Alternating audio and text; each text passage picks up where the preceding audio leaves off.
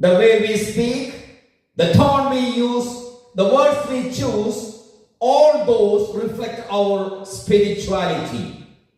It reveals how closely we are living in harmony with the heaven. യോഹന്നാൻ സുവിശേഷം 13-ാം അധ്യായം 33 മുതൽ 37 വരെ പഠിക്കുമ്പോൾ യേശു കർത്താവ് തന്റെ മരണ പുനരുദ്ധാനത്തെ കുറിച്ച് രണ്ടാം പ്രാവശ്യം ശിഷ്യന്മാരെ പഠിപ്പിക്കുന്നത് നമുക്ക് കാണുവാൻ കഴിയും. പത്രോസിന്റെ സംസാര രീതി നിങ്ങൾ ശ്രദ്ധിച്ചു. നീ ജീവിക്കുന്ന ദൈവത്തിന്റെ പുത്രനായ ക്രിസ്തുവാകുന്നു എന്ന വെളിപ്പെടുത്തലിൽ നിന്നും പത്രോസിന്റെ സംസാരം ആകെ മാറിയിരിക്കുന്നു. നീ എവിടേക്ക് പോകുന്നു? എന്തുകൊണ്ടാ എനിക്ക് നിന്നെ അനുഗമിക്കാൻ കഴിയാത്തത്? എന്റെ ജീവൻ പോയാൽ പോലും ഞാൻ അനുവദിക്കില്ല.